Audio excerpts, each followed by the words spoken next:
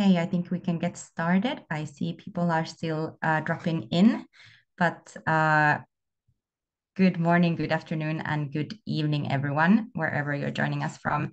My name is Johanna Siliakus, and I will be chairing today's meeting. And I'd like to warmly welcome you to this e-mobility community meeting on electric vehicle battery manufacturing and material sourcing.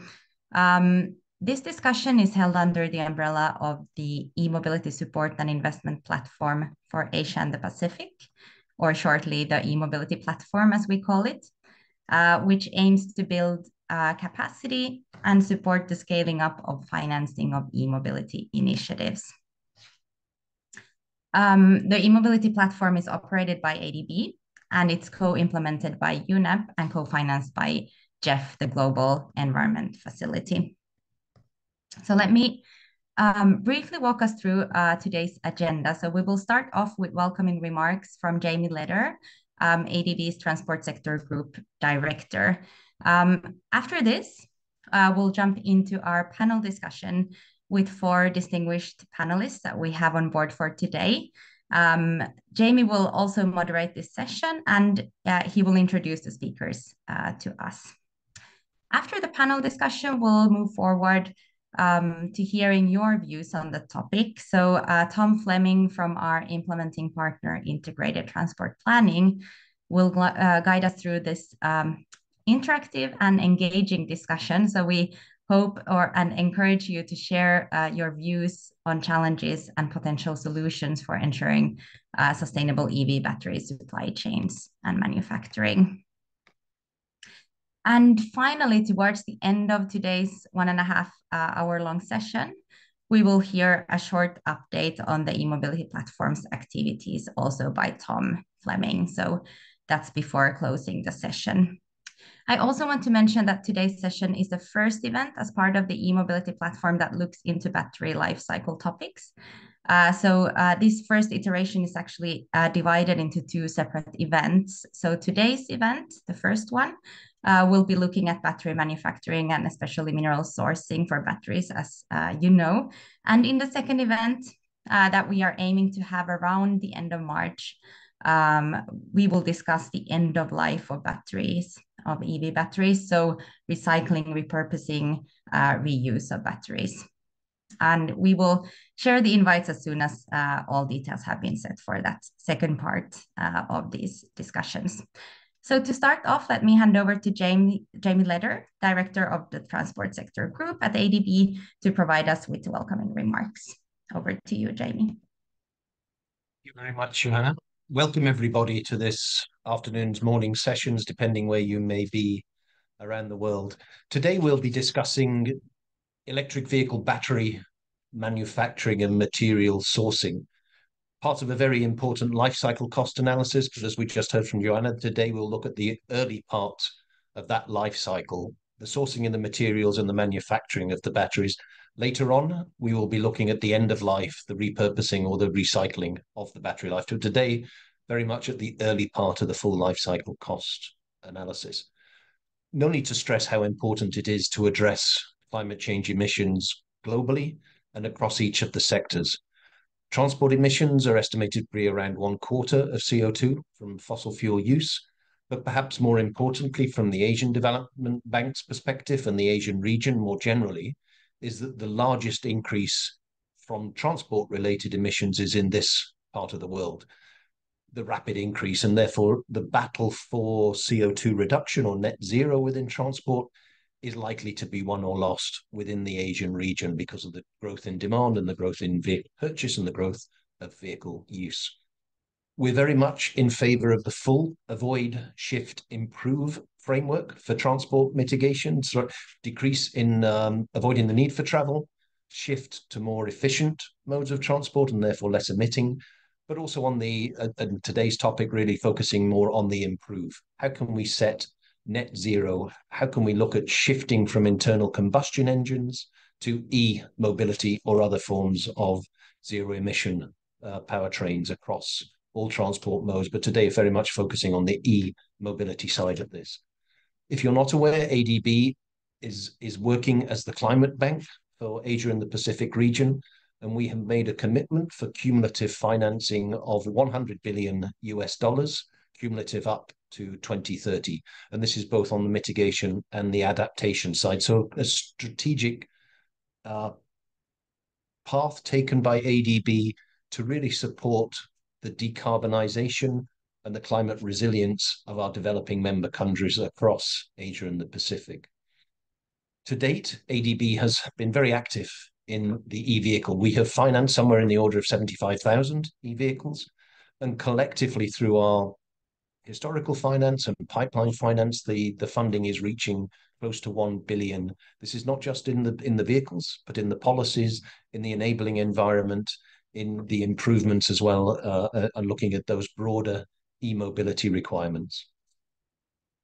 The successful transition requires a rapid increase from where we are today. The penetration rate for e-vehicles globally is somewhere in around 4, 5, 6%, maybe higher. In certain countries, a lot higher if we incorporate two-wheelers, three-wheelers. But at a certain point, there will also have to be a significant increase in the raw materials, the sourcing of those raw materials, and how this will then factor through into the manufacturing and into be able to the purchase and the uptake of what we're hoping is a considerable increase in terms of purchase use of e-vehicles. Some work from the World Bank is looking where these resources may come from, the essential materials such as lithium, nickel, cobalt, magnesium, and graphite, and where the best sources are these, many of them in the global south. So again, it's not just a development impact in terms of how do we ensure the impacts of transport, the net zero future, the decarbonisation pathways for transport in terms of the mobility and the accessibility, but also the links to industry, the links to power supply for the charging of those infrastructure. And in this case, as we're going right to the early stages, the sourcing of those raw materials and how those extraction industries can also play a significant role in providing the raw materials for the battery production, for the e-vehicle production, and so on. So a clear question is, what can we set in terms of looking at the sufficient supply of the raw materials? How can the ramping up of e-vehicle manufacturing and production and the pricing that this may have to bring it down to areas where there is ready acceptance from those that are making a decision between a combustion engine or an e-vehicle? But also looking, I think it's been mentioned already, the two phases here. It's such a complex topic. We're breaking this into two, and the second part, the end of life, the repurposing, the reuse, and the recycling, will be in March. But in this event, we're very much looking at the front end, the extraction of the raw materials and manufacturing of those. As I said, it's a complex area. We're really looking to stimulate some debate, certainly raise awareness on the complexity of the area, what items are of critical importance, what impacts they may have, both positive and negative in terms of moving this agenda forward. So thank you all very much for attending. I hope we have a lively discussion. We will go to the panelists first, but please, we will ask for questions from the audience as well during this. So please put those in the comments. But I'll hand back to Joanna now to give us some more instructions on how the rest of the session will evolve. Thank you, Johanna. Thank you very much, Jamie. So Michelle, if you could share the slides, the house rule slides. So I'll just very briefly go through these. As we are in a meeting with quite a few participants, so please remember to keep your microphones muted at all times, unless you're speaking, of course. If you have any questions to the panelists, the way we are actually, and as Jamie said, we hope to have time for those questions at the end of the panel discussion. Please use the chat function to send those questions directly to myself. So you should be able to find me when you're writing a chat, there's a drop-down menu. So send those to me. I'll monitor those and share with Jamie. And just for information, the meeting is being recorded.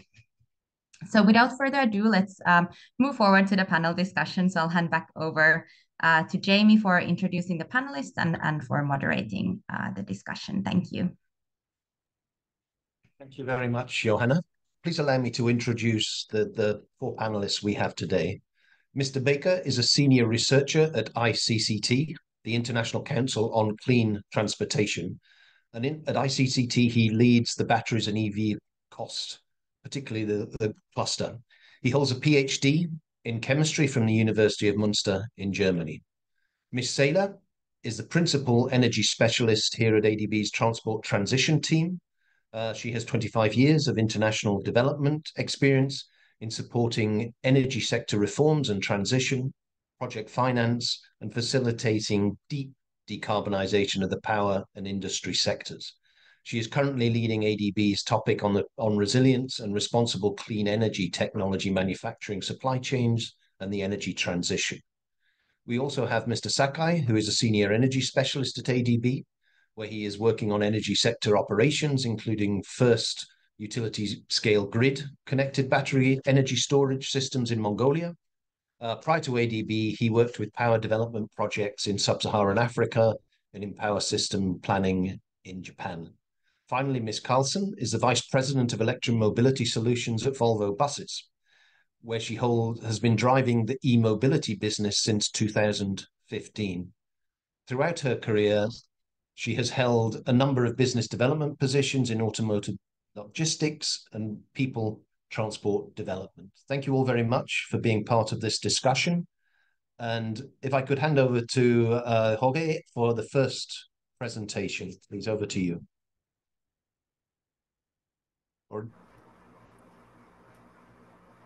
Hi, thank you very much for having me, and thank you for your nice introduction. So yeah, I would like to start on the first slide with an scene setting figure. If you can, yeah. So when talk about sustainability and the environmental impact of things, it's always important to look at the alternatives, right? So we did a study where we looked into the life cycle greenhouse gas emissions of combustion engine cars and electric cars and all other types of powertrains that are used for cars right now across the four main vehicle markets of Europe, the United States, China, and India. And you can see here on the slide how the emissions over the life cycle of vehicles are composed. In gray are the production emissions, and then the darker blue is the fuel combustion, so the tailpipe emissions typically. Then the lighter blue above is the fuel and electricity production, and then you can also see these yellow parts, which is the electricity, the battery production of battery electric vehicles. So you see for all of these four regions a comparison of gasoline ICVs with BEVs. We have also all these other powertrain types in our study, and you can see that across all these four regions, there's a significant benefit for battery electric vehicles already for vehicles being produced today, or actually that's from 2021. By now the numbers look already much better, but then also look into the future for vehicles to be produced in 2030 and what the emissions over their lifetime would be. And you can see that for all these regions the emissions are already much lower today and will improve in the future. And once we globally transition also the power system to renewables, this combination really brings us down with the emissions.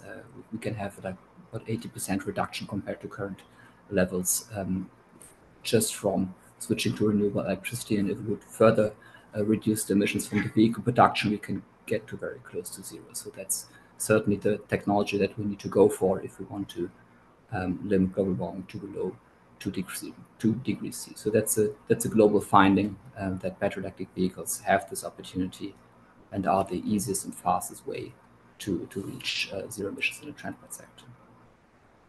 On the next slide, there's a figure for Indonesia. That's a study we published only last year, and it might be interesting for the audience here that also for Indonesia we found pretty much the same results as for the other global regions. We see that already for vehicles today, battery electric vehicles show a life cycle greenhouse gas emission benefit of 50%, despite the relatively high share of coal in the electricity mix in Indonesia. And then on the next slide, you can see what this means in terms of material demand if we want to go for electrification globally. And you can see, you will see many reports with many different numbers on how much the demand for specific materials will increase. We estimated here that it could increase by 10 times for lithium, nickel, and graphite between 2022 and 2035. But in the end, it really depends on what you expect, how certain factors will develop. But here, I would like to emphasize 5 factors. The first 3 are the EV shares, vehicle demand, and battery sizes. All of these are eventually impacted by policies. So as Jamie mentioned, avoid and shift policies is actually a big point here also. The vehicle demand is not given. That's something that can be influenced by policies. Then the 4th factor here is the battery technology trends. That's a very important factor when looking at the demand for specific materials. So today we mainly have NMC-based lithium-ion batteries and LFP-based lithium-ion batteries. And NMC batteries need a lot of nickel. That's actually what you see on the right here, this big blue area of the demand in nickel is coming from NMC batteries. But you also have LFP batteries, which do not need any nickel, and they also don't need cobalt. So it is the question how in the next decades the shares of these 2 technologies will develop. But then there's also a new technology on the horizon of sodium-ion batteries, which do not even need lithium. So all these estimates on material demand are should be taken with some caution when it comes to the actual numbers. But we can very clearly see, even when changing some assumptions here, that we will have a massive demand in nickel, for instance, that will grow exponentially in the next 10 years or so. And then, starting from the mid-30s, we can see that recycling can really help us to reduce the material demand. This comes a bit later than expected by many, but you first need to build these cars. You need to have them on the roads for a vehicle lifetime, and then only after 15 or 20 years of vehicle usage, you get the batteries and can eventually recycle them. So there is a huge potential of recycling, but it will come maybe in 1 vehicle generation later than now. My overall point is here that we will need much more mining, despite the benefit of recycling that can bring in the future, but also despite the factors that we do have and where we can influence future demand.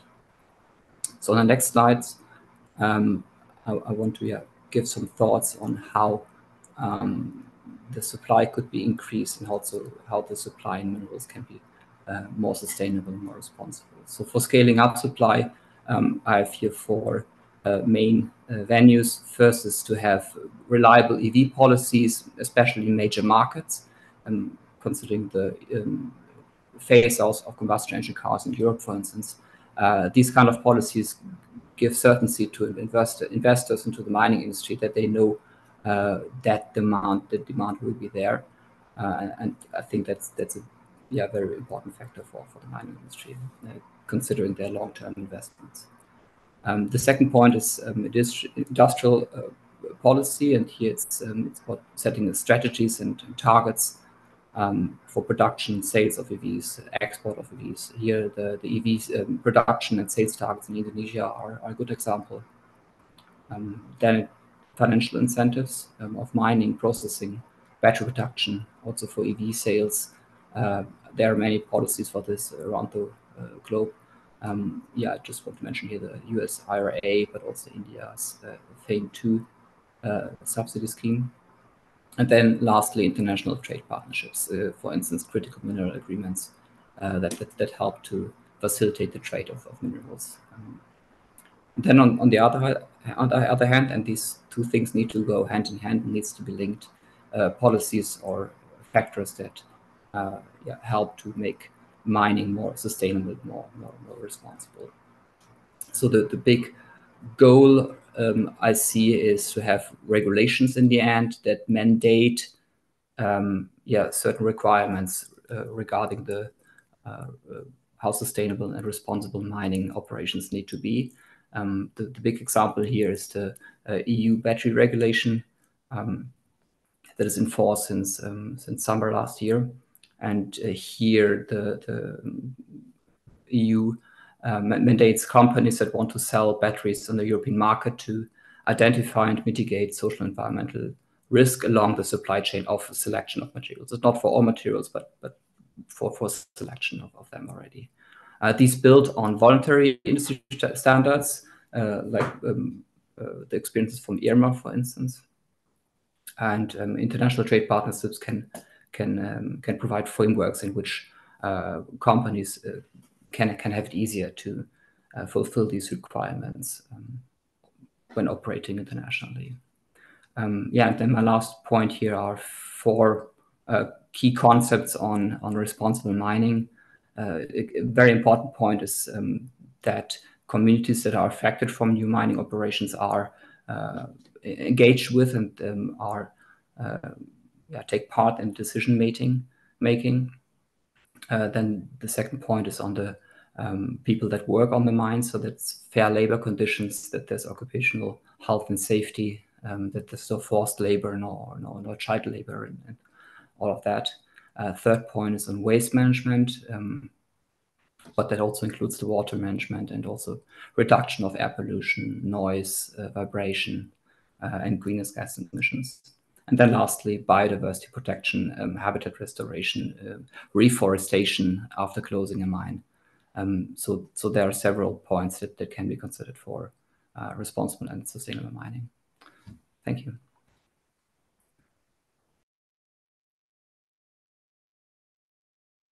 Thank you very much. Real strong emphasis on the enabling environment and how policies and legislation are an essential integral part of moving this forward. Perhaps we can get back to that point during the panel discussion. Next, if I could pass over to you, Annika, please go ahead with your presentation. Yeah, thank you very much to the team and to the platform for inviting me to speak. So if we can go to the next slide. So Georg has already highlighted the dramatic growth in critical minerals needed in the next couple of decades to satisfy demand for EV battery manufacturing. So I will not elaborate on that, just to say that in addition to the strong growth we have seen in the last decade in China, we have also in the last couple of years notable growth in electric vehicles in other parts of developing Asia. And in 2022, markets like India, Indonesia, and Thailand cumulatively tripled the sales. And so in the next decade, given the ambitious targets, we will see a strong demand from this region. And that echoes what Jamie said in his opening remarks. And with this, I go to my next slide. The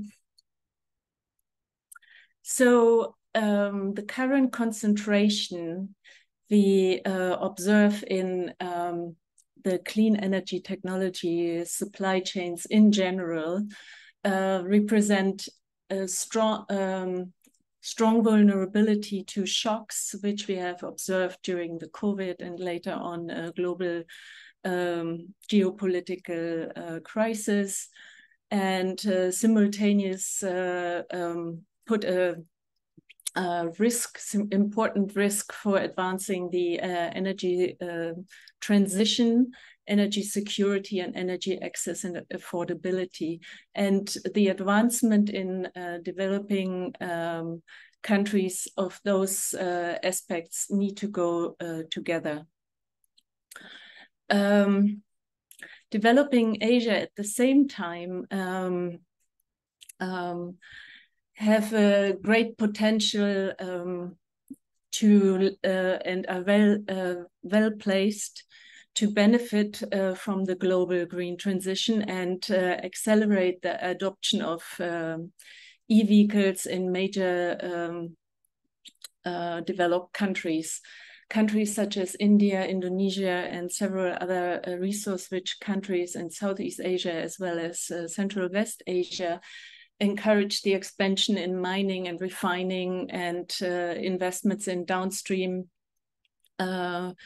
value chains to foster economic diversification, job creation.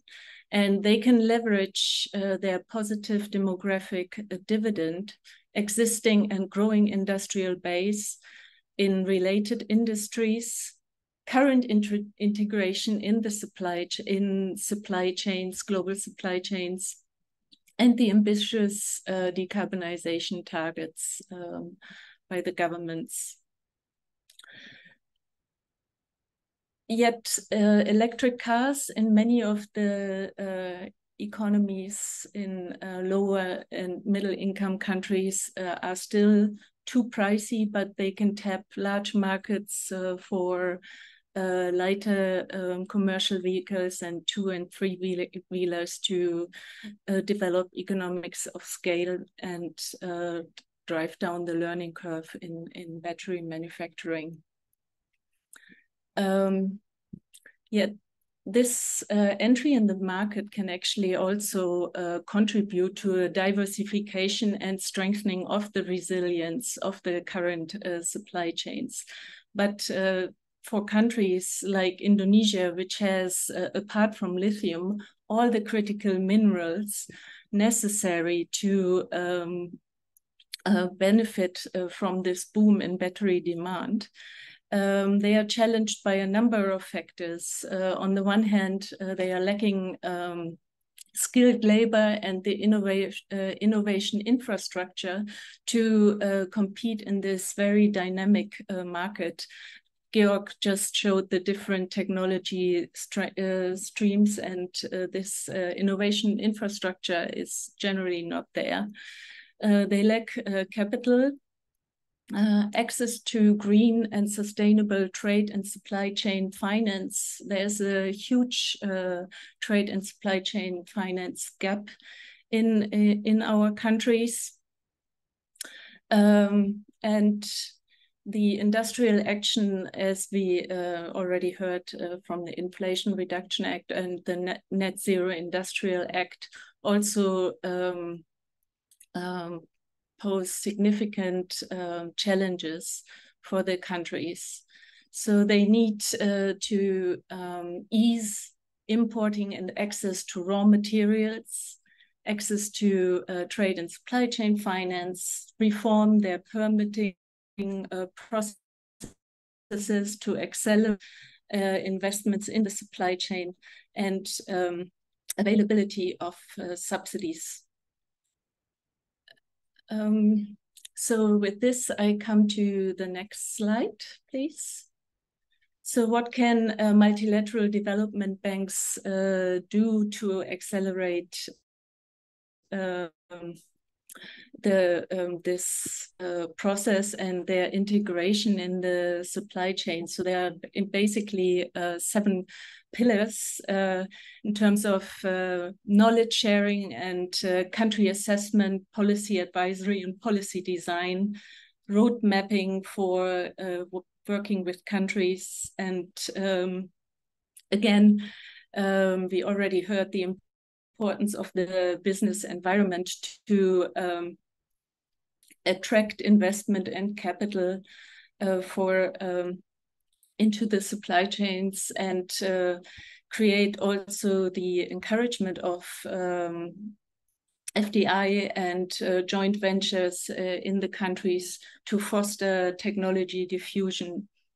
Funding of skill development, policy-based loans to adopt these policies recommended. But MDBs also in general have a private sector. We have a very strong private sector department, and the private sector arms of the MDBs can function as anchor investors and as catalyst to draw in commercial financing into these supply chains. And if you can jump to my annex slide, then I can give you a quick outlook what ADB is already active. We have already worked with the Indian government to provide a very detailed study on the entire supply chain for EV batteries. And that was a joint effort by both our transport sector and the energy sector group. We looked, and I think Atsu will speak about that, knowledge work on renewable energy manufacturing opportunities in Southeast Asia. And we did a needs assessment for across the country. And we have also already provided some loans, both in the private sector as well as in the public sector. And I leave it with that and happy to explain further in the discussion later. Thank you. Thank you very much, Annika. A very nice slide looking at the extraction, the mining, the processing, the manufacturing and the use, and sort of that geographical dimension of how the uptake, the use, the distribution. So another dimension to add to the complexities of there. Again, we can perhaps pick that up in the questions. Atsu, if I may now turn to you to give your presentation, please. Over to you.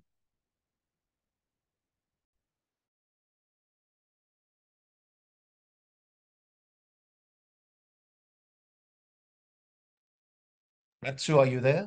Yes. Yes, I'm here. Okay. Okay, please go ahead. Yes. Yeah. Okay. Thanks for the opportunity. In my slide, I will focus my discussion only to the Southeast Asia. So next slide, please. So Southeast Asia has a very good potential to explore this opportunity. So first, the supply advantage. So countries like Philippines and Indonesia has a rich reserve of the critical minerals like the nickel, which can be used for the battery cell production. So therefore, these countries needed to maximize the opportunity to utilize these local assets. In terms of the battery manufacturing, for the downstream, I mean the equipment and the battery pack manufacturing, the several local and global manufacturing companies showed interest in the investment. These include the LG, CATL, Durapower, and these are the strong candidates for the boosting the activities there. In terms of demand, the Southeast Asian countries has a great advantage. The growing economy supports the increasing the battery demand in the future. And according to our study, its demand is expected to increase from the 5 gigawatt hour in 2023 to the 175 gigawatt in 2035. And this would definitely lead to the huge investment opportunities for the above mentioned companies. And in terms of the local economies, this is also the great opportunities for the countries to spill over to the local economies. And first of all, the production facilities establishment can lead to the creation of the job opportunities and also the economic development. Next slide, please. The challenge is there is some barriers which need to be lowered. So let me discuss the MDB's role to unlock such a potential.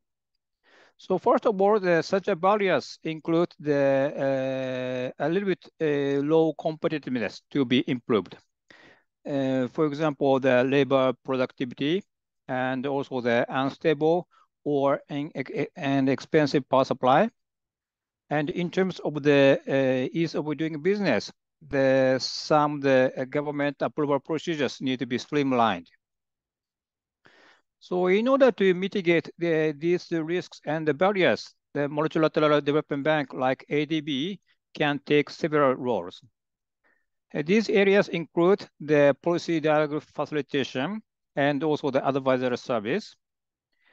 These banks can also, of course, support the financial matters. For example, this may include the policy-based loan, but also to the direct corporate investment to the potential manufacturers.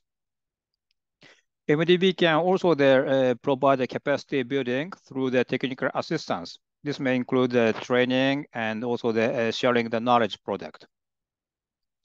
So once again, our main possible supporting areas would be their providing more high quality laborers through the vocational training and also the reskilling to enhance the competitiveness.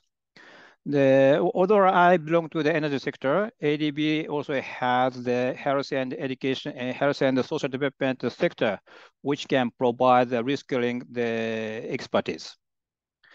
And besides that, the ADB can also provide the support to prepare the necessary policy and regulatory framework so that it would streamline the business procedure for the above mentioned private companies, such as approval and licensing process. And next slide, please. But this is just a snapshot of the current trend. And I foresee that there would be more and more investment opportunities to the Southeast Asian countries, taking the advantage of such as the upstream, the local asset, as well as the downstream, the global demand of the economy.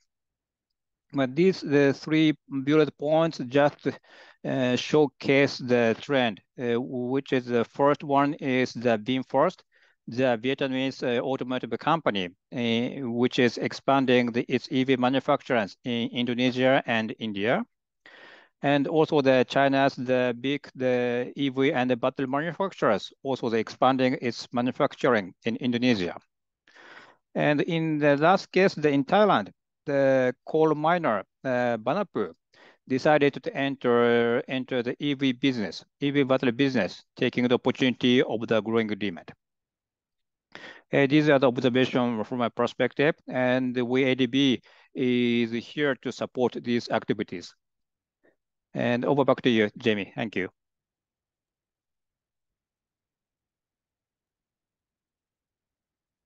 Very much, Atsu. An incredible growth in the next 12 years on your forecast from 5 gigawatt hours to 175 from this year out until 2035. So considerable investments, enabling environments, all of those components everyone's been talking about to meet that demand, you said.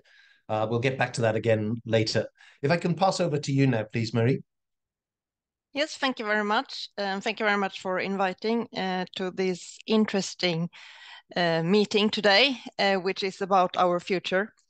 My name is Marie Karlsson, working for Volvo Buses, which is a part of Volvo Group, not to confuse with passenger cars. We are just into heavy vehicles, buses, trucks, and building equipments.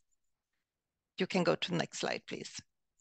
So when we come into this about minerals and a sustainable chain when it comes to minerals, for us it is important to see the whole holistic view of it. Because we could start with that we shouldn't bring up the minerals if we don't need them in the end.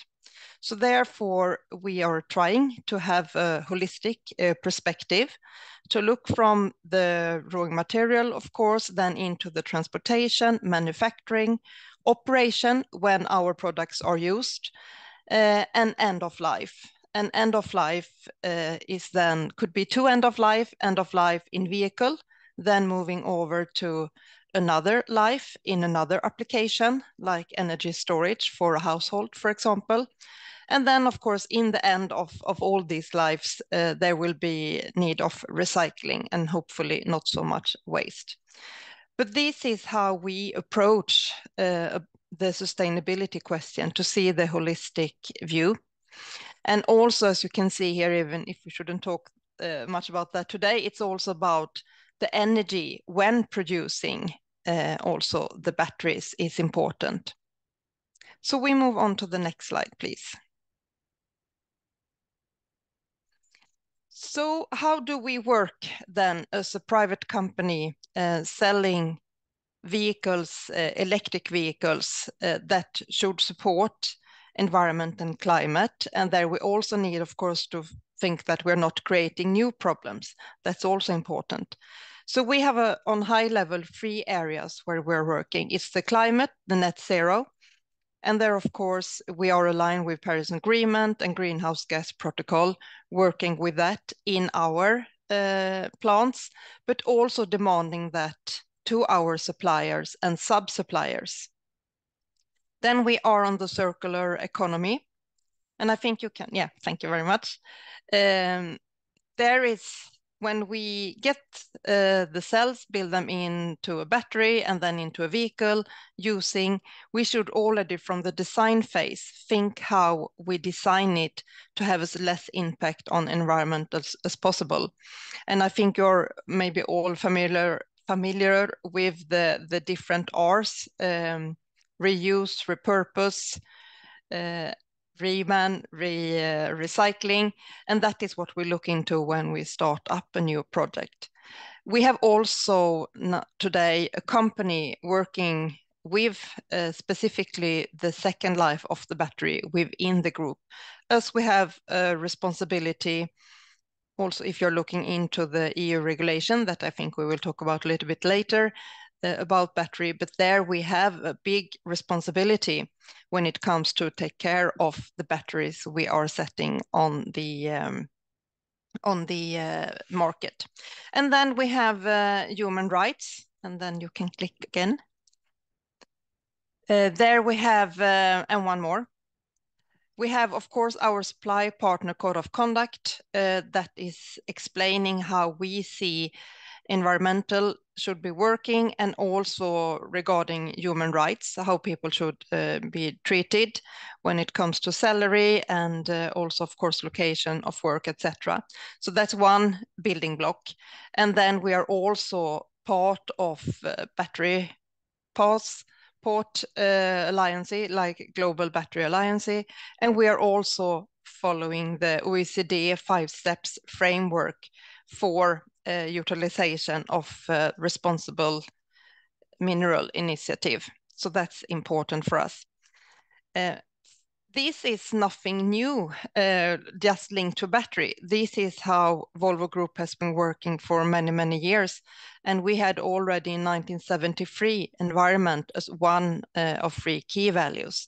So we have a strong, process in this. And that's very good now when we go into a very fast growing market, as some of you said.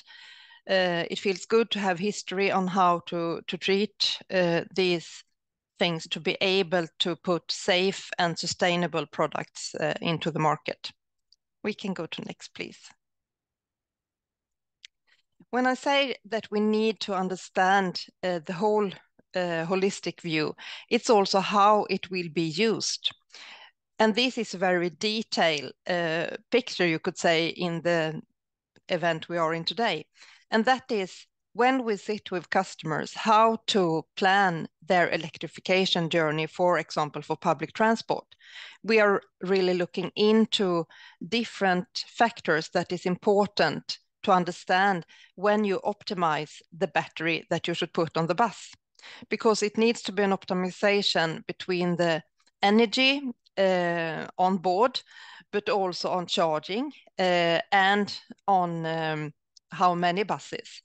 So it's important not to over-dimension the battery here. It's important to make an optimization, and that's why we think it's so important to look for the whole chain.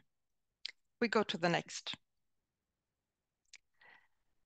Also, as you said, there is a high need of batteries, and that's also why Volvo Group have decided to start a Volvo battery cell production in Sweden, where we have possibility to have renewable energy for the plant, which is also important when it comes to sustainability. And this picture is also showing that sustainability starts even when you build a plant, because there are on this area close to the plant living salamanders. And here you can see we are digging new ponds to move these salamanders to a new area so they can have a new habit regardless of the plant, so to say. So this is how we think sustainability, and what we think is important to have the holistic view, and of course also to have regulation that we will talk about later, and also in a cooperation way of working and transparent. That is the way to get all these sustainable long-term projects going well. Thank you very much.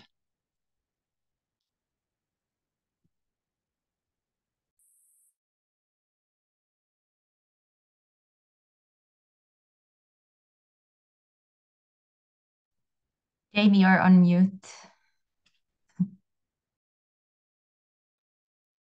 Having problems with my buttons today. Thank you, Marie. Particularly like the responsible supply chain requirement, again, another level of complexity within there. I see there are some comments coming in questions coming in. Please keep adding to those. I do see it's a very complex question been asked and responded to in terms of predicting the future. We are in an incredibly dynamic environment here. We have the world's leading experts looking into this, but when we're looking at 2050, quite rightly, the certainty of making any predictions becomes less valid the further out you go into the future. But particularly in this dynamic environment, things will change over time. I would love to, at the end, to get each of your views, and I'll sort of raise this with you before we get into some more specific questions. But given the complexity of the area, given each of your specialist nature, before we end at the top of the hour for this part of the workshop, I will try and get back to each of the panelists to say very quickly in 1 minute, what are your views on a sustainable future of battery manufacturing? I know it's probably the hardest question, giving you 1 minute to try and respond to such a thing. That's why I raise it now. And hopefully we will get back to that at the end. But I will go through some more specific questions till we get to that one. But it gives you a little bit of a chance to think about what is your takeaway message in a minute or less. What is a sustainable future of battery manufacturing? But if I can pick up, going back to the ADB side, and both Atsu and Annika, you both covered things like PBLs and capacity development and what role an MDB or ADB can play in that technical, the skill development, the capacity development, as well as the financing, so the technical and the financial point of view. The question is really, what in a short to medium term actions could financial organizations, MDBs or ADB in particular, play in supporting that transition? Yes, you've listed them, but what would maybe the short term and the medium term actions or we can take to work with our developing member countries, or indeed the private sector? Annika, maybe to you first, and then Atsu, your response to that as well, please. Okay, thank you very much. Happy to start. So in terms of short term, I believe this is specifically for ADB a relatively new area where we have not been active in the at least past few years, let's say past decade. So therefore it is very important to first focus on some knowledge work in country assessment, identification of key countries to work in, what is our value add. Of course, we have to work as a system, so we have to understand what our partners, our peers are doing, how we can add value, develop our own approach, and work on policy design maybe for the first few countries so that we can really work. And then in the on the private sector side, as I said, we have and investments in manufacturing in general would most likely be private sector investments. So only, yeah, maybe if there's a SOE, but in the majority, it's a private sector investment. So yeah, our colleagues work with our colleagues to develop a pipeline and support some of these, and we have already supported some EV charging manufacturing. And there are some, as Atsu highlighted very well, there are a lot of investment opportunities. And so we can work as both as a key lender as well as an anchor investor as for equity investments. And not last but not least, of course, we also have ADB Ventures, and it's an area where a lot of startups are also active. And I believe ADB Ventures has actually already done some investments in battery startups. So I keep it with this. Over to you, Atsu. Please, Atsu. Thanks, Annika. I totally fully agree with Annika. And what the ADB can contribute to the sustainable growth in this area is more the medium to long-term development. What I mean is that it will be helpful for those countries to provide long-term planning. I mean, it would be a kind of the roadmap of the clean energy manufacturing of each countries. By having such a roadmap, we can set a kind of the target, such as by when the legal and the regulatory framework to streamline the business procedures should be achieved. And also by when the vocational training center or universities can provide a high quality labor to such industries would be well planned. So by having that, we can support the business, the environment, as well as the necessarily the labor market. And so that would create an enable environment for the private sectors to invest in these countries more easily. Yeah. Thank you very much for that. Georg, can I turn to you now? We mentioned during your presentation the interest in policy and regulation. Perhaps I can go back to that and focus in. How would you ensure sustainability and availability of the materials for EV manufacturing? And perhaps more importantly, do you have any examples of good practices or best practice from around the world that would be applicable in countries in Asia and the Pacific? Thank you. Sure. Yeah, I would take the battery regulation in the EU as a big example here. I think it's like the most comprehensive battery policy that exists in this direction. And it addresses sustainability of batteries in three directions. One is pretty much aligned with the categories that Marie was mentioning. So the circularity aspect is very much addressed there. So you have the battery passport in this case meant as some kind of digital twin of a battery, where it's possible for instance, battery reuse centers to assess or to understand in what condition a battery is, so that reuse applications can be much easier than as of today, where battery needs to be tested, which is expensive and reduces the business case of reuse applications. But then very strong recycling mandates. So for the first time, they introduced element-specific recycling mandates, which means that if you recycle a battery, you need to recover a certain percentage of the lithium that is inside, a certain percentage of the nickel that is inside, and so on, and not just overall weight dependent factors where you would just get at the materials that are cheapest and easiest to get, but now you really need to take these elements out or recover these elements that are critical and have a high environmental impact. So this circularity aspect is very well addressed in this regulation. Then you also have, for now, or for starting next year, I think manufacturers need to report the emissions corresponding, the greenhouse gas emission corresponding to the battery production. And then the data will be collected for a few years, and then they will introduce a maximum emission threshold under which the production of the battery needs to be in order to be allowed to be sold in Europe. So this will reduce or help to reduce the emissions corresponding to battery production. And then the last point is on responsible mining. And here, as I said, there's a mandate that they need to identify and mitigate social and environmental risks along the supply chains. So really going down to the mining company.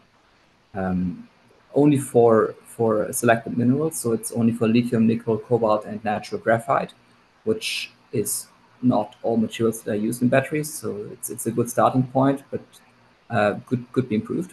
But yeah, I mean the discussions on a like more horizontal regulation in this direction are on hold in Europe, I think, right now. So it's in a move. But yeah, I think that's a very good policy example to address like these three aspects of making batteries more sustainable and responsible in one package. Yeah. Thank you very much. maybe moving to you, Marie, from the private sector of vehicle manufacturing, again with that regulatory oversight that we heard. What from the Volvo buses perspective, what worked best in terms of those regulation, and what has not worked best in terms of what you would like to see coming out of those policies and those regulations from the private sector and Volvo buses? Thank you. Yeah, first of all, as it is a fast-growing market, there are always risks, so we need to have regulation. So we welcome regulation, and we have also been part, especially for the European regulation, via automotive associations. So we have been, during development of the regulations, we have been involved. But I also agree with Baike, we are still in movement, so there will be also development of this. But so far we are in line with the obligations we have as a manufacturer when we put a battery into the market is pretty much following when we put in whatever product. And as I said, we have a long tradition of working with these topics, environment, since 1973. And also safety is a big part of Volvo Group's values, and that goes into the whole supply chain when it comes to people and human rights. That we and also for buses, it's special for our customers as it's public money. I mean, it's public transport. So there we can also see now an increase from the Public Transport Authority. In the beginning, it was to put one bus, then it was sustainable for a mayor in the city. That's not what we see today, when now they are really also asking for, until the minerals, can you secure the supply chain from human rights perspective and from a sustainability perspective? And with this regulation, it should be seen as a support to make the market safe and sustainable long term. So far, I mean, then it will probably come up cases where you see that, for example, about data from battery. It's also development of each manufacturer.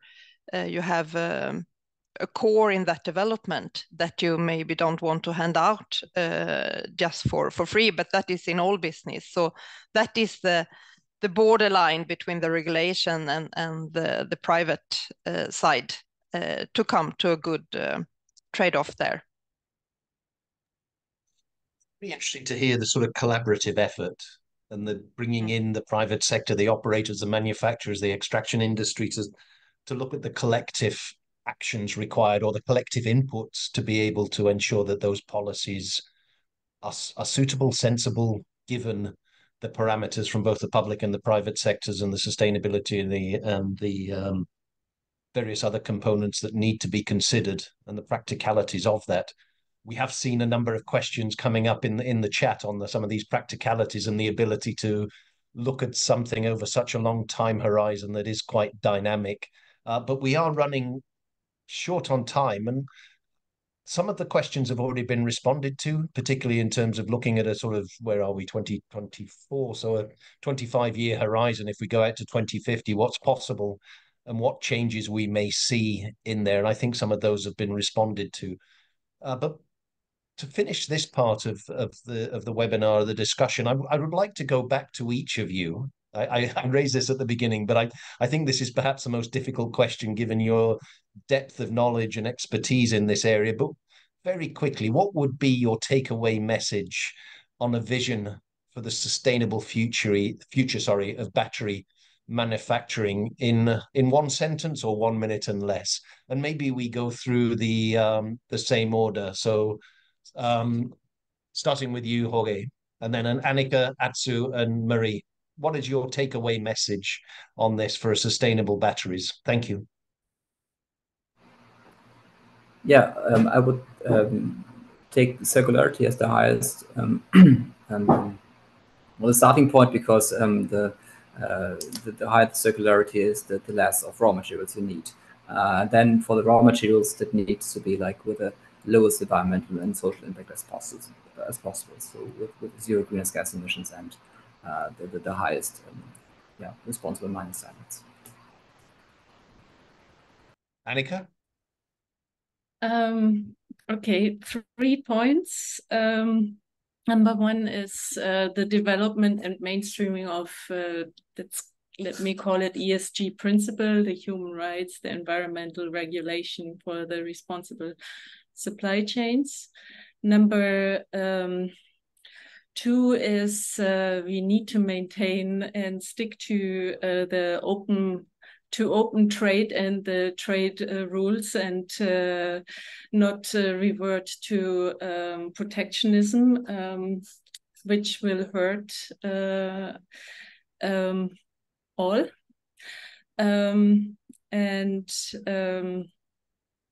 Yeah, and the third is the general business environment, and well, sorry, circularity is my third point. We need to develop the e-mobility in line with a circular economy in our region. Thank you. Thank you very much. Atsu? Yes, yeah. My message would be more simple. So definitely ADB can support the knowledge sharing and also capacity development.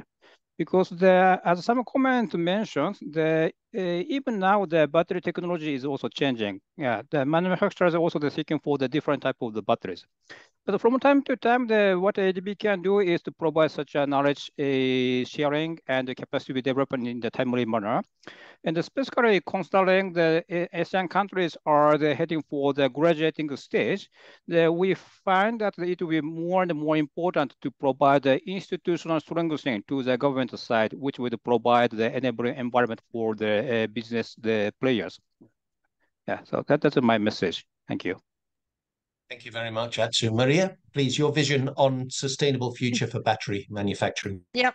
I come back to the holistic view, that it's key to have that and understand each of the steps in that, and also the competence in between these, because we are into a new arena, and I can see that we don't have a common language yet. It will take some years. So the competence is so important, and the cooperation, willing to cooperate and find the best solution. It sounds, very high level, not detailed, but I think we need to start there to be able to solve the climate problem we have, and that's why we are here with electric vehicle. So we don't create a second problem for environment.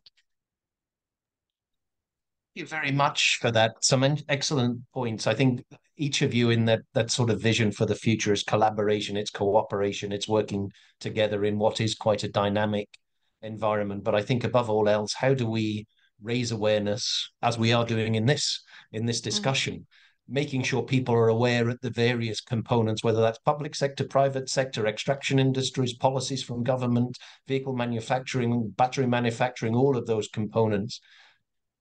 Enhanced, improved dialogue, awareness raising will benefit all. I like the points that were raised on we need to keep an open mind, an open dialogue, and open trade policies and all of those components if we want to see a much better future and the uptake of this. So with that, thank you all very much. Excellent inputs. I'm sure we could have discussed this for several hours more, but unfortunately we have to end here, but great for those inputs.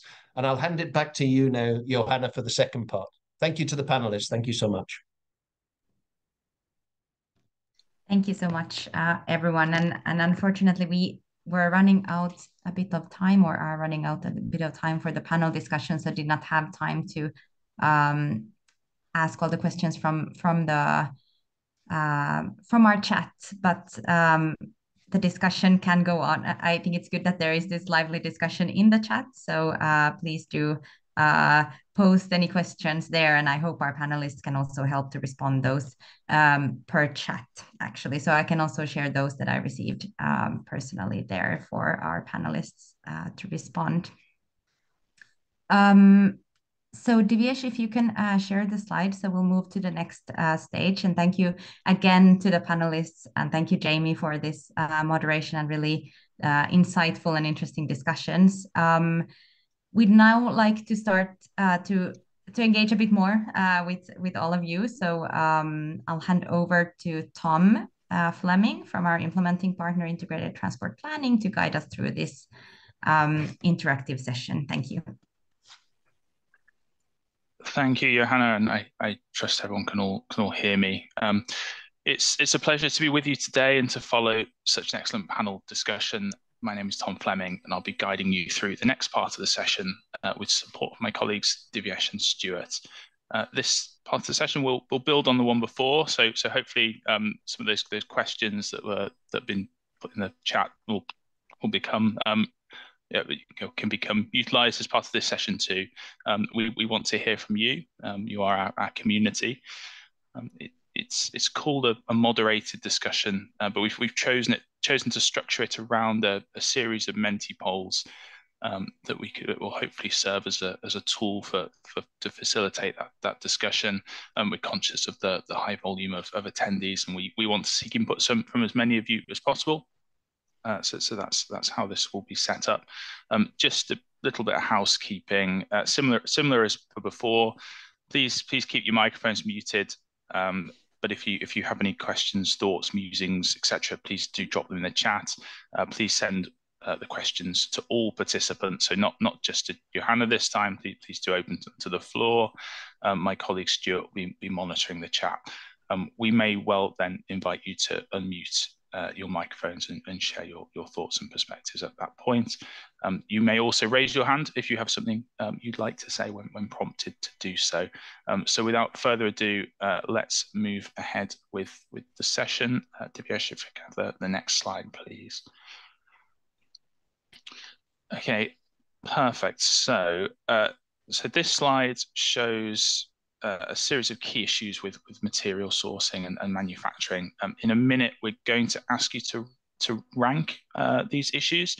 The aim of this activity is to get your perspective on the relative importance of each key issue to the countries that you work in or with. Of course, you're in Asia and Pacific within the region itself. So you can see the issues on the screen. Well, Divyesh, if I can just invite you quickly maybe to explain the Menti process. Yeah. Hello, everyone. Thank you, Tom, for introducing me. So we have tried to make this session as engaging as possible. Therefore, in the next couple of slides, we have a few Menti polls in which we try to gauge responses from the community on key topics. This is because one of the main aims of this of sessions like this is to not just information sharing, but also hear back from you and from the community. So the first Menti poll is a ranking exercise wherein we request community members to rank some key issues which we have identified and around battery manufacturing and mineral mining. So if you can please scan the QR code, which you can see on the screen. Also, we have dropped a link to the Menti poll in the chat to log into the poll. Over to you, Tom. Perfect. Thanks so much, Divyesh. Yeah. So if you've got a phone, a smartphone at hand, you can hopefully access the QR code on screen. You might possibly need to move the speaker window, perhaps if you're wondering if it's hidden. And there's also the link that you can access if you don't. So you just to run through, I guess, these kind of show cards, if you like. So the first one is the environmental impact of mining. So mining raw materials like lithium, cobalt, nickel, etc., can lead to habitat destruction, soil and water pollution, and create carbon dioxide emissions. The next is availability of resources. So demand for battery materials is increasing, and material mining will need to keep up. Potential for issues around scarcity, conflict, price volatility, etc. And thirdly, supply chain vulnerability.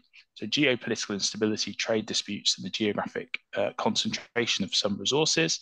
We then have human rights issues, which Marie touched on in her presentation. So labor exploitation and unsafe working conditions in the supply chain.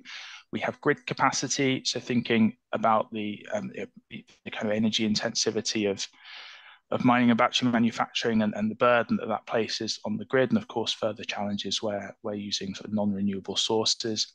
And then finally, we have industrial capability as well. So in the investment needed and technological advancement needed there as well. These are just 6. It's obviously a complex topic area, and we are focusing here on kind of the front end, I guess, of the EV value chain. So as Johanna has mentioned before, end of life considerations will be considered a little bit later on in our next session. I don't know how people are getting on. If Divyesh, if we could move to the next slide. So we should start to see some results appearing here. Yes, we are getting some results. So I'll keep on refreshing the screen just to be updated with the live results. Fantastic. And yeah, if there are any issues here that any of these, if we feel there's something missing, essentially that's really important, please do drop them in the chat, and my colleague Stuart will be able to summarize those as well. Yeah, so hopefully we see some changes here. And just to emphasize, I guess these are all important issues. We know that. But what we want to try and do with this exercise is get a sense of the relative importance of them to you, such that we, through further activities of the platform, we can begin to tailor and align those with some of these issues as they emerge. So I can see already, I think it's 8 responses we've got showing at the moment. Environmental impact of mining is showing as the top one, but 2 very, very high priority issues as well, being supply chain vulnerability and availability of resources. It's just interesting to know that that these are the priorities for the room at this moment. Industrial capability also important, and then grid capacity and human rights issues a little bit lower down, but perhaps some reflection on maybe the role that ADB has and the influence ADB has and different items here as well. Tom, I'll quickly go back to the previous slide and come back to this one. Yeah, just to see good if idea. there's any. Yeah, there we go. It's amazing what it's like turning it off and on again, isn't it? So we've got availability of resources coming a little bit higher, although equal parity with supply chain ability. So we got 9 respondents so far. Stuart, is there anything in the chat that anyone's raising at this point? No, there's nothing additional in the chat. Nothing in the chat. Particularly, so That's good to know. Okay, perfect. So this is good. Go for it. What have we got? There's a couple. Well, it's a comment more than a question. So from Samia Boni, we have human rights should definitely be at the centre of all issues in South Asia. This is hugely neglected across all areas in the region. Just adding some weight on the human rights aspect. Yeah, that's super. I absolutely concur with that. And it's as I said, probably all of these issues are important, and human rights absolutely is as well. Okay, maybe if we move to the next slide, Divyesh.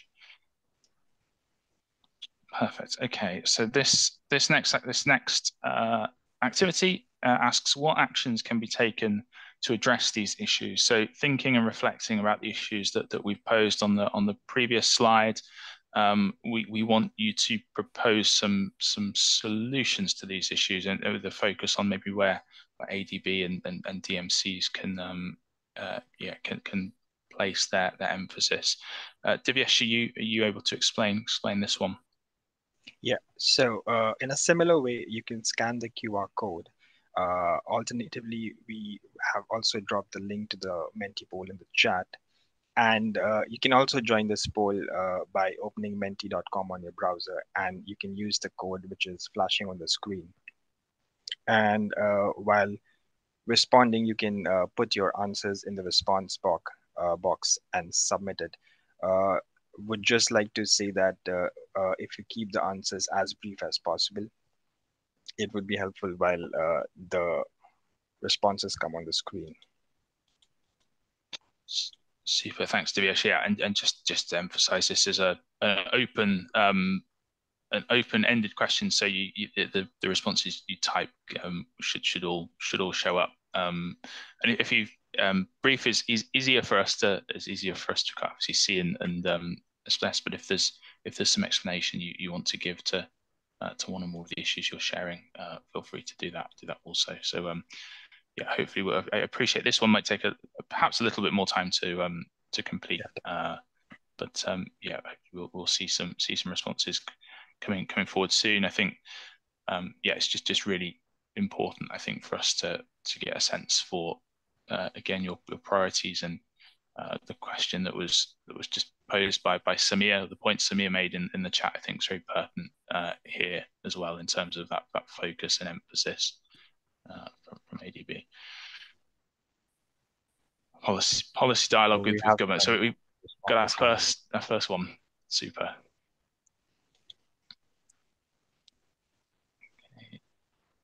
Please do keep them coming.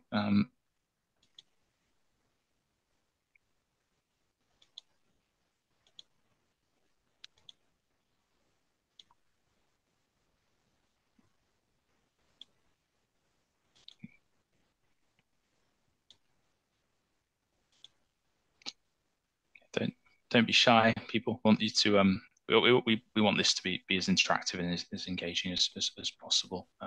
Your inputs are really valued and appreciated.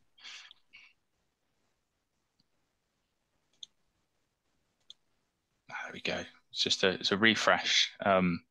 Super. So okay, we've got items coming in. So yeah, so knowledge sharing, capacity building, financing, and policy dialogue. Yes, they're all really important. Developing standards for green mining. Okay, and the complement the socio-environmental safeguard. Activate public monitoring and grievance mechanism. Strengthen government capacity in developing battery manufacturing industry through incentives. Concerted global effort, resource assessment, policy, regulation, capacity building, creating an environment for government, private sector, civil society, leveraging international financing mechanisms. Super. Okay, this is really good. I mean, is there anything that anybody would like to say, like to share with the community, sort of reflecting on these responses and your thoughts? I mean, we'd be very happy to sort of open mics at this point. And also, Stuart, is there anything further in the chat? Nothing further in the chat at the moment. That's good to know. Okay, perfect. Yeah, if anyone would like to sort of raise a hand, feel free to come in. I see we've got a few more being added. Not knowledge sharing, fair trade. Yeah, absolutely. That's a really good point.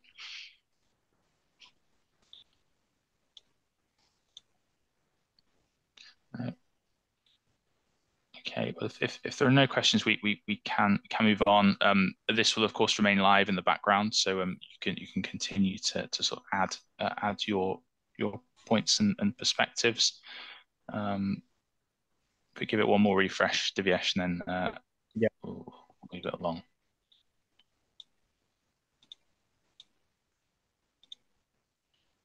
Okay. Super. Okay, let's jump to the next one. Okay, yeah, we pop it back in. Oh no, yeah, but leave it in this view, because that's if the refresh works better. Super. Okay, so this is our next Mentipoll. This one is titled, "What would you like to know more about in relation to the battery value chain and life cycle?" So this one is presented as a simple word cloud. What we're really looking to do here is to understand where maybe the knowledge gaps are within the community, what you would like to know more about, what you think it's important to know about, so that we can again sort of tailor our platform activities towards some of these issues. So this is our final Menti poll of the session, of this part of the session. So please again, Divyesh, it's the same process as before, I imagine. QR code and link in the chat. Yeah, Is that you can. correct? We request you to please scan the QR code, and also there would be a link to the Menti poll in the chat. Alternatively, you can log into menti.com and use the code which shows up on the screen. So this would be a word cloud. So in the form of a word cloud, and the words which are added more frequently would change in size dynamically. So you can submit your responses on through your phone or through your desktop, however you have logged in. And if technology works as it should, we should start having some responses soon. Yeah, no, please do share your thoughts on these sort of knowledge gaps. If we jump back to the previous slide, Divyesh, maybe that might work and help us. No, there we go. So First set of responses. Okay, yeah. So technology in the middle, market viability, responsibilities. Okay, yeah. Some good points there. Here we go. Okay, joint ventures with leading players, alternative chemistries, yeah, particularly relevant, I think, in the Georg opened the discussion around different types of different battery technologies and different materials that are needed for some and maybe not for others. Leading industry players, yes. So I guess thinking about the private sector, who's doing what's going on, essentially maybe outside of the walls of ADB and beyond our sphere of influence. Of course, many of these actors will influence the direction of travel for e-mobility development and growth going forwards. Quality ways to acquire fast tech, local players' involvement, yes. Reliability. Okay. Technology is sharing. Yep. So if anyone agrees with any of these sort of strongly, please do.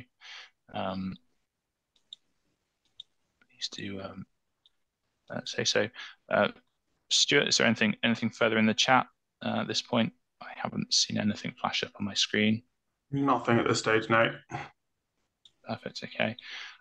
Is there anything anybody would like to come in and add from the room? If we give the floor, any particular points that people feel that this that they'd like to make that maybe was beyond the capability of a few words.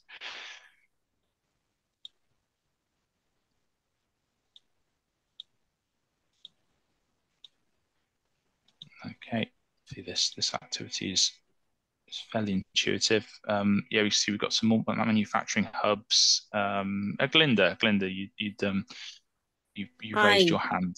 Hi, Glinda. Hi, Tom. I'll just keep my camera off. My internet isn't very good, but just a thought on this. That since we want to get the technology as to the countries as quickly as possible, but of course within safeguards, is there a way by which we could partner with the leading companies in the region or in the world, so that we can leapfrog or jumpstart the battery manufacturing industry in the Asian countries? While I understand that local content requirements are very important for countries, that maybe in the beginning that there might be a way to structure some of these joint venture agreements or the incentive scheme that it encourages leading companies to come into a country, but then have a requirement that after a certain number of years, that the manufacturing or certain aspects of manufacturing could be could be done locally and not just all imports. So I think these kinds of rather than have a country really start from scratch on its own, developing its own technology, but having ways to capture what's already in the market, and taking advantage of that to get the technology fast into the country.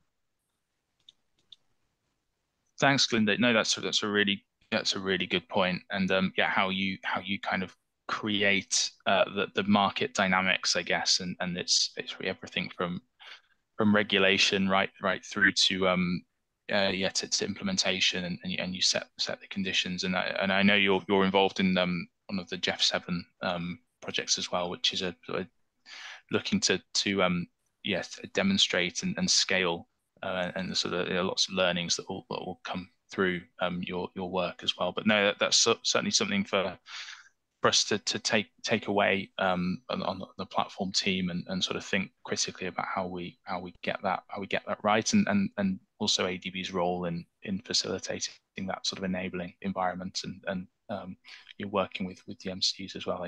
I don't know if anyone from ADB wants to come in on that point at all. If there's any thoughts from your side.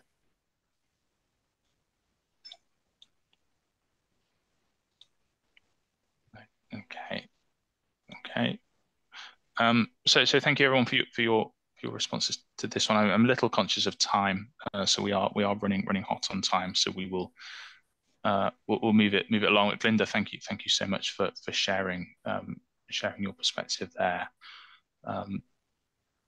Okay, Divyesh, we go to the next slide, please. Okay, so this is the e-mobility platform update. So in this part of the session, I'll just provide a very brief update on sort of recent and upcoming platform activities. I think we only have 5 minutes or so. I think less now. We're approaching the half hour very quickly. So I'll keep it brief. Next slide, please.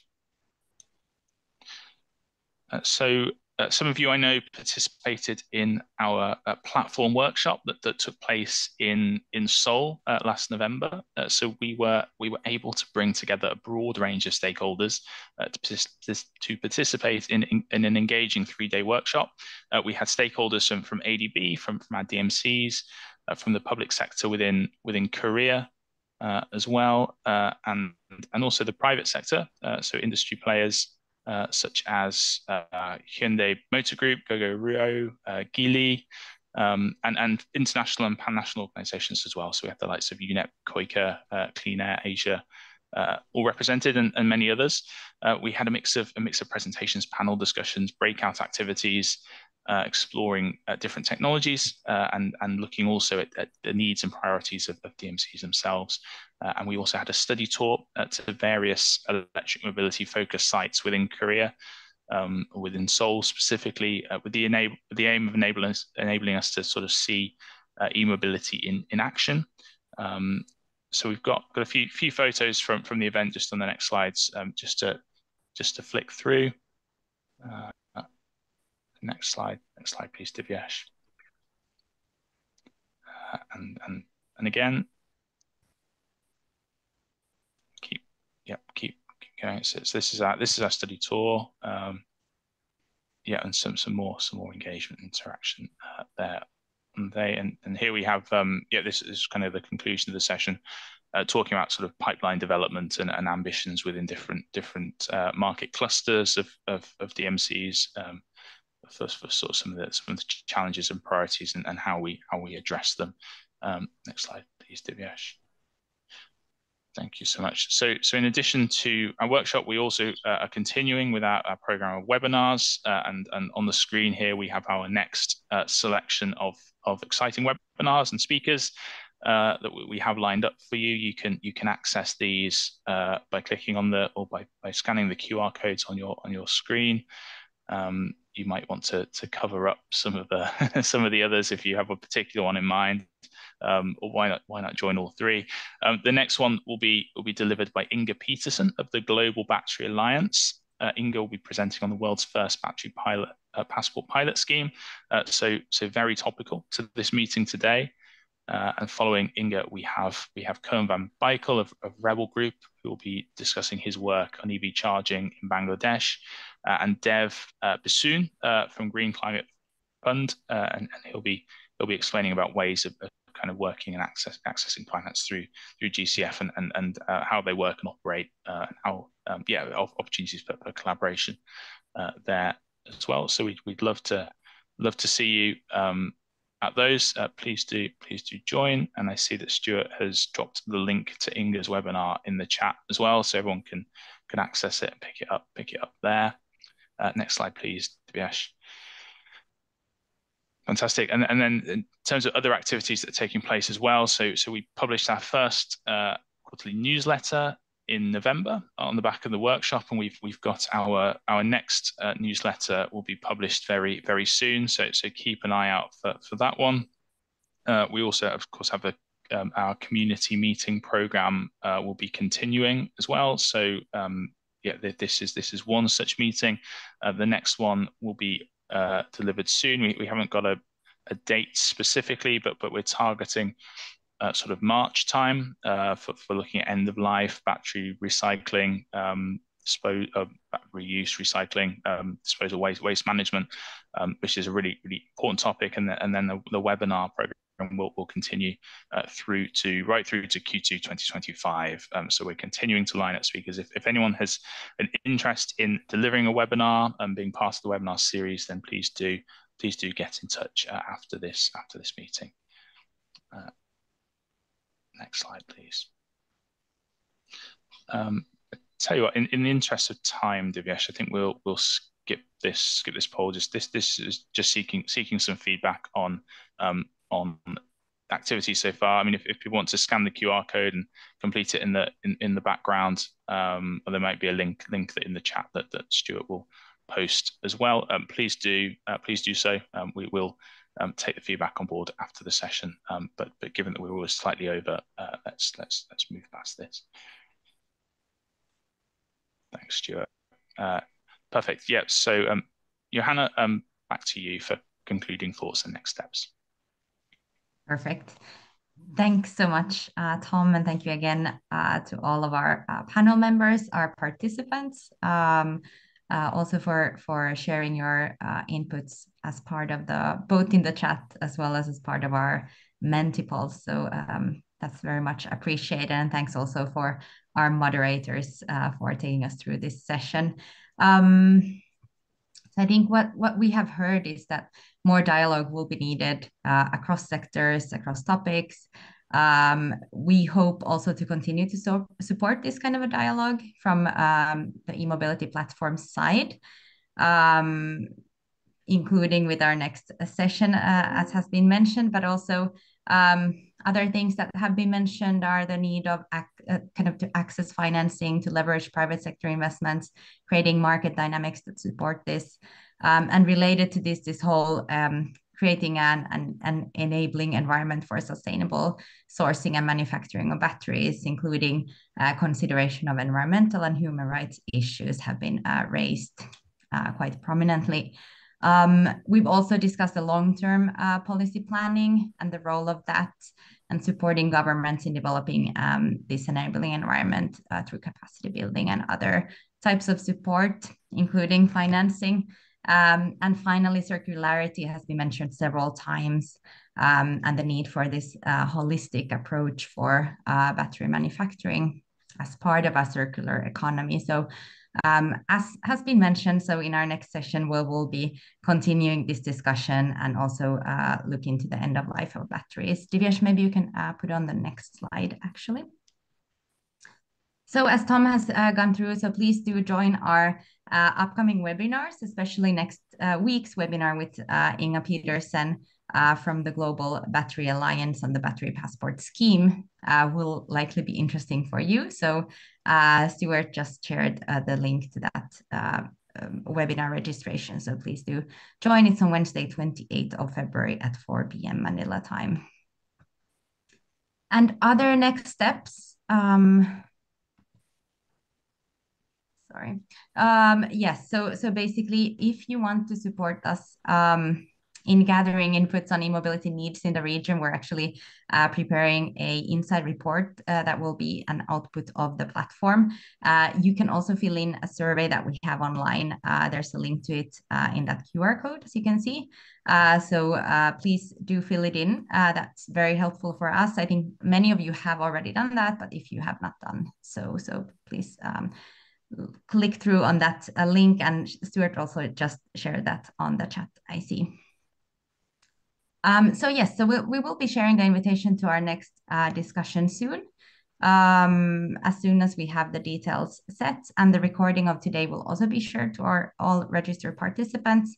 So looking forward to seeing next week in our webinar and next time in our discussion, and wishing you a very good rest of the day and week, start of the week as well. So thank you very much for joining again, and thanks again for our excellent panelists for joining this session. Thanks.